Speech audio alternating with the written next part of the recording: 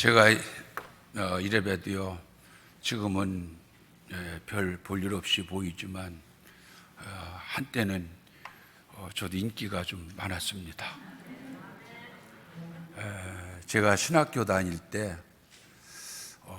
학교 강당에 전체 학생들 다 함께 채플 시간에 예배를 드리는데 어떻게 저보고 설교를 하라고 그러더라고요. 너무 당황해가지고 이걸 어떻게 해야 되나 고민하다가 좀 교수님들도 참석하시고 학생들 강당에 꽉 차서 예배를 드리는데 저보고 설교를 하라고 그래서 기도한 마음으로 준비해가지고 설교를 했습니다.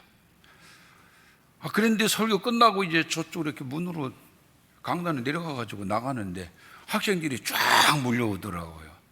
웬일인가 하고 깜짝 놀래. 전부 저보고요, 사인 좀 해달래요. 이렇게 인기가 있었는데 지금은 이제 별 일 없어 보이죠. 제가 왜 이 말씀을 드리는가 하면 오늘 제가 강단에 서는 저도 여러분도 마음이 좀 무겁잖아요. 그래서 아무래도 말씀에 집중하기가 좀 어렵지 않겠는가.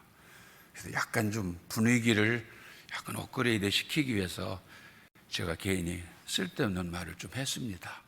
그렇다고 여러분 또 제가 예배 끝난 다음에 사인해달라고 하면 곤란합니다. 오늘 말씀은 교회가 처음으로 생겼을 때를 초대교회라 그렇게 이야기합니다. 그때의 교회의 모습이 오늘의 우리들의 교회의 모델이 되고 있다고 하는 사실입니다. 그래서 저는 이 처음에 하나님의 성령이 임해서 강림해서 교회가 시작되었던 처음 교회, 그 초대교회의 모델을 본받아서 한국교회가, 우리 남강교회가 교회로서의 구실을 다하고 사명을 다하고 축복받는 그러한 신앙생활을 하는 바람에서 오늘 말씀의 제목을 이런 교회가 되게 하소서라고 정했습니다. 현재 우리가 처해 있는 오늘의 교회는 교회로서의 참모습을 잃어가고 있다고들 모두가 다 걱정하고 한숨을 짓고 있습니다. 요즘 교회를 시장경제 원리에 적용하고 있습니다. 공급자가 소비자의 욕구를 충족시켜 주듯이 교회는 공급자가 되고 신자는 종교 소비자로 여기고 종교 소비자가 되는 신자들의 만족도를 채워주는 것이 교회의 사명으로 여기고 있다는 것입니다. 성도가 교회를 섬기고 지키는 것이 아니라 교회가 종교 소비자인 신자들의 만족도를 채워줘야 한다는 것입니다. 쉽게 말하면 교회가 신자들의 편의와 욕구를 충족시켜주는 역할을 강력하게 요구하고 있다는 것입니다. 그래서 시설 좋고 프로그램 좋고 부담 없이 편하게 교회 다닐 수 있는 큰 교회로 신자들이 몰린다는 것입니다. 작은 교회에서 하루 종일 이것도 하고 저것도 하고 해야 되는 그러한 교회는 오늘날 한국교회 크리스찬들이 기피한다는 거예요. 희생과 봉사는 옛날 이야기가 되고 있다고 하는 겁니다. 과연 이러한 교회가 성경적인 교회일까요? 오늘 성경은 그렇지 않은 것을 처음 교회를 통해서 그 모델을 우리에게 제시해주고 있습니다. 오늘 우리 한국교회 그리고 우리 남강교회는 처음 교회가 제시하는 교회의 모델을 본받아서 비전 있고 축복받고 은혜롭게 신앙생활하는 그러한 교회가 되기를 바라서 소망하고 기도하는 귀한 시간을 가져야 될 줄로 믿습니다. 그 처음 시작된 교회의 모델은 어떤 모습이었습니까? 사랑이 충만한 교회였습니다. 오늘 본문 말씀 가운데 사도행전 2장 44절 45절에 믿는 사람이 다 함께 있어 모든 물건을 서로 통용하고 또 재산과 소유를 팔아 각 사람의 필요를 따라 나눠주며 한 것처럼 물건을 같이 나눠 쓰고 재산을 팔아서 나눠줄 만큼 사랑이 충만한 교회였습니다. 교제와 나눔의 사랑이 충만한 교회였습니다. 여기서 나눔의 교제를 우리가 생각해 봅니다. 우리가 고백하는 신앙 고백 가운데 성도의 교제를 고백합니다. 여기서 교제는 헬라어의 코이노니아라고 말하는데, 그 코이노니아는 무엇을 의미합니까? 희생적으로 사랑하고 봉사하는 것을 말합니다. 교회를 위해서 희생과 봉사로 섬기며 우리는 사랑해야 된다고 하는 겁니다. 주님이 교회를 사랑한 같이 신부인 우리 성도들은 신랑 되신 예수님을 사랑해야 하고, 교회를 사랑하고 이웃을 사랑하는 이러한 모습으로 닮아가는 교회가 아름다운 교회요, 축복된 교회인 줄로 믿으시기를 바랍니다.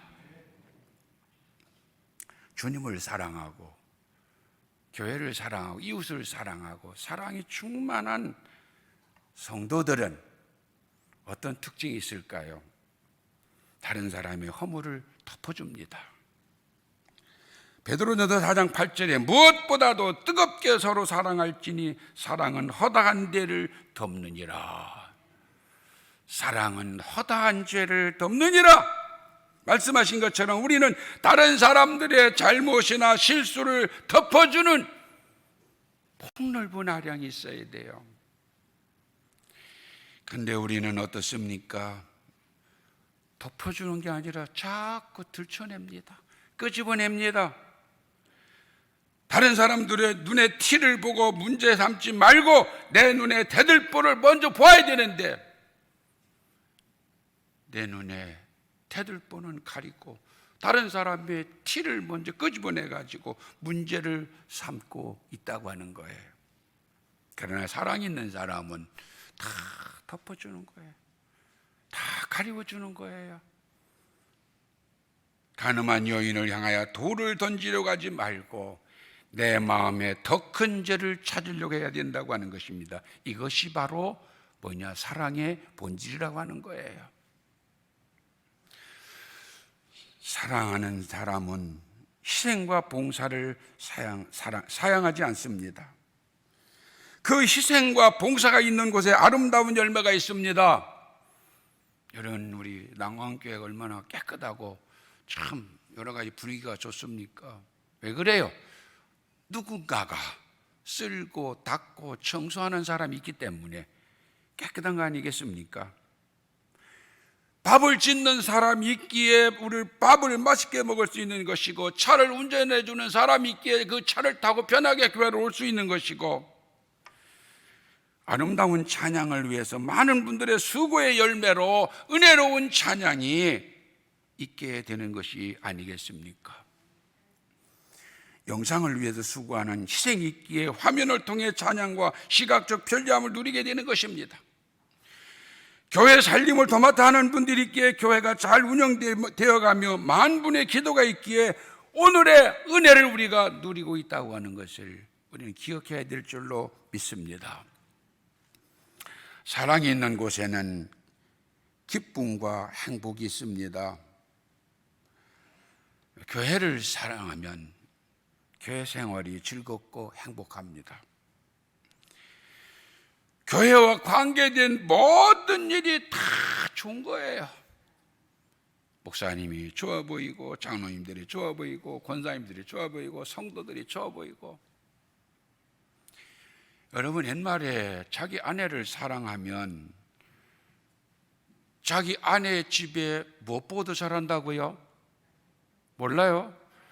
난광교회 성도들은 아직 그 수준도 모르나 보네. 무엇 보고 잘한다고요?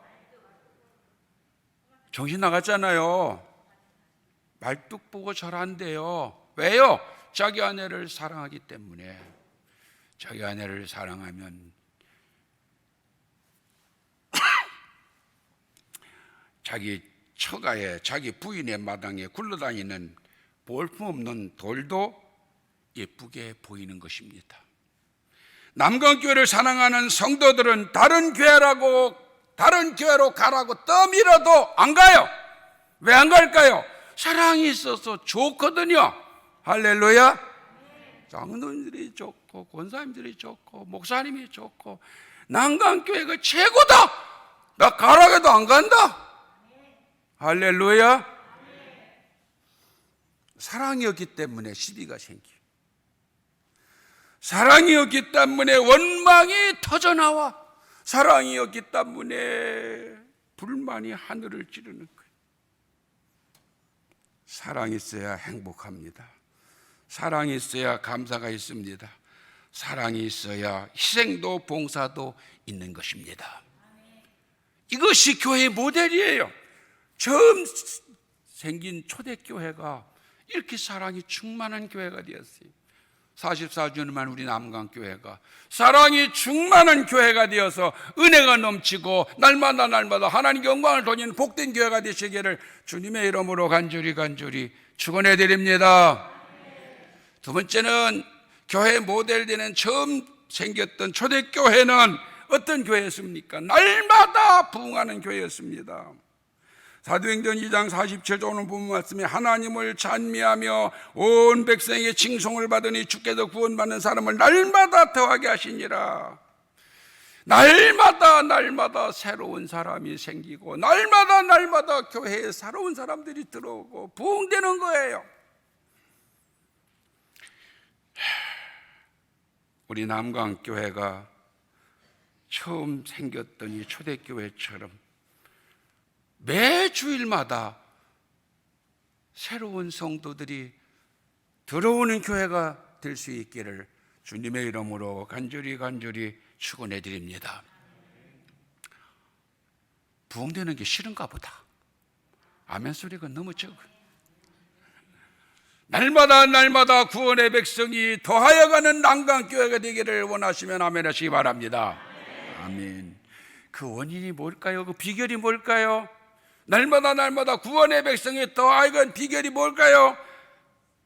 초대교회는, 처음 교회는 오늘 말씀해 보면 날마다 전혀 기도에 힘썼다 그랬어요. 사도행전 2장 42절에 그들이 사도의 가르침을 받아 서로 교제하고 떡을 띠며 오로지 기도하기를 힘쓰니라. 기도밖에 몰랐어요. 사도행전 1장 14절에는 여자들과 예수의 어머니 마리아와 예수의 아우들과 더불어 마음을 같이 하여 오로지 기도에 힘쓰니라. 오로지 기도에 힘쓰니라. 여러분 기억하세요. 기도하는 곳에 기적이 있습니다. 모세가 두 손을 들고 기도할 때 홍해가 갈라졌어요. 바울과 실라가 감옥에서 기도할 때 옥문이 열렸어요. 기도하는 곳에 부흥의 기적이 일어날 줄로 믿으시기를 바랍니다.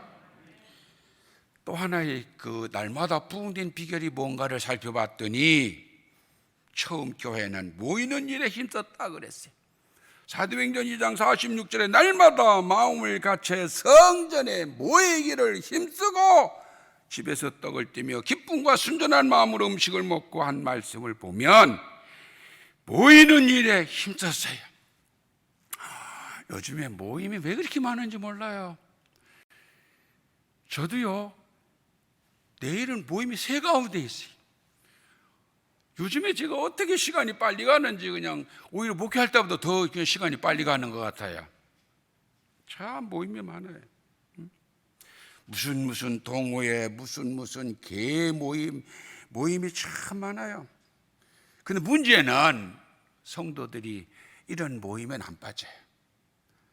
등산 가는 모임, 개 모임, 무슨 낚시 동호회 이런 거 안 빠져요. 어떻게 해서라도 참석합니다. 그런데 문제는 뭡니까? 교회에서 하는 모임은 핑계가 많아. 이것 때문에 못하고 저것 때문에 못하고 핑계가 많아요. 여러분 교회에서 모이는 모임이 뭡니까? 예배를 위한 모임 아니에요. 예배를 위한 모임이 활발하게 진행되는 교회가 부흥된다는 사실을 여러분은 기억하시기를 바랍니다. 주일에도 수요일에도 새벽에도 잘 모여야 교회가 생동감 있게 부흥한다고 하는 사실입니다. 모이는 일에 앞장서는 우리 남강교회 모든 성도들이 되시기를 주님의 이름으로 간절히 축원해 드립니다. 그리고 또 비결을 찾아보니까요, 전도하는 일에 힘써서 날마다 부흥됐다 그랬어요. 사도행전 5장 42절에 보면 그들이 날마다 성전에 있든지 집에 있든지 예수는 그리스도라고 가르치기와 전도하기를 그치지 아니하니라. 우리 함께 해보실까요? 전도하기를 그치지 아니하니라. 뭐를 그치지 않았어요? 전도하기를 그치지 않았다. 여러분, 전도는 일회성 행사가 아닙니다.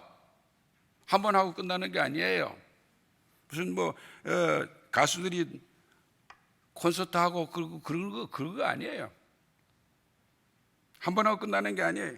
전도는 주님 오시는 그날까지 계속돼야 되고, 전도는 영혼을 사랑하는 마음으로 해야 합니다.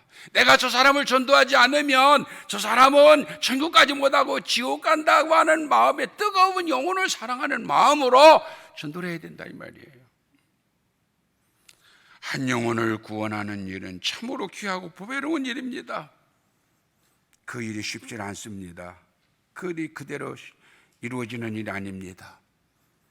우리는 초대교회처럼, 처음교회처럼 기도에 열심히 하고, 그리고 우리는 전도에서 한 번 안 나온다고 해서 포기하지 말고 계속적으로 기도하고 계속적으로 나올 때까지 그 사람을, 내가 전도하고자 하는 사람을 내 옆에 앉혀서 나와 같이 드릴 수 있는 그날까지 전도를 계속해야 된다고 하는 겁니다.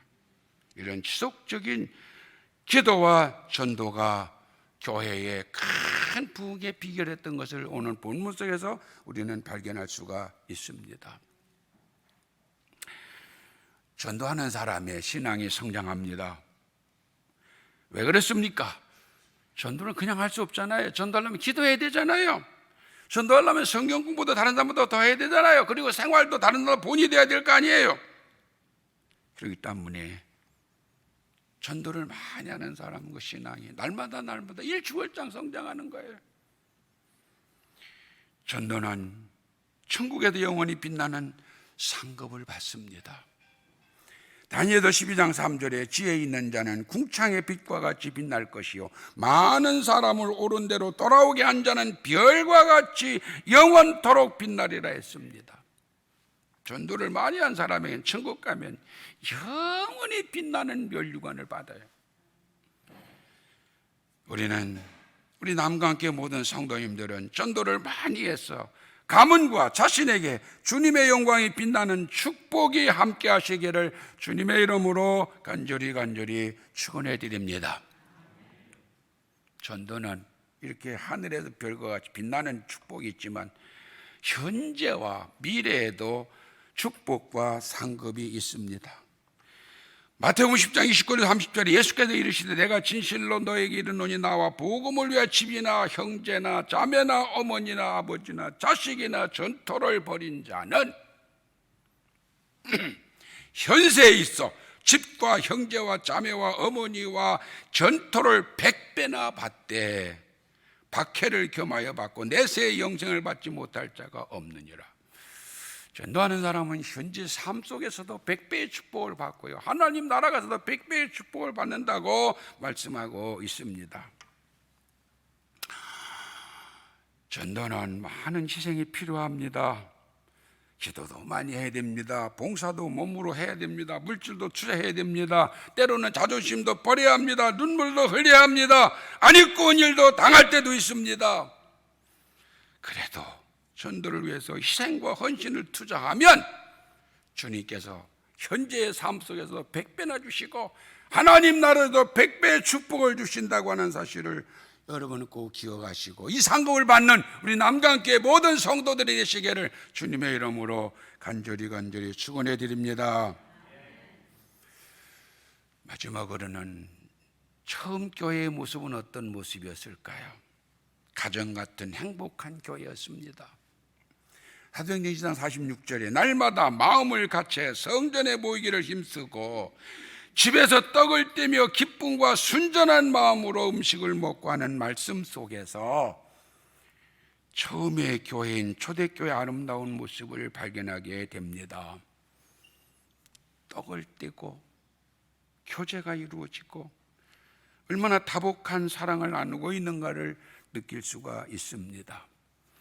어떤 공동체이든지 크고 적고는 문제가 아닙니다. 크든지 적든지 그 공동체는 가정과 같이 행복한 공동체가 되어야 됩니다. 얼마나 행복한 공동체냐, 불행한 공동체냐가 중요합니다. 규모가 큰 공동체라도 다투고 시기가 있고 질투가 있는 공동체는 불행한 공동체이지만, 규모가 적어도 가족같이 서로 이해하고 사랑하는 공동체는 행복한 공동체입니다.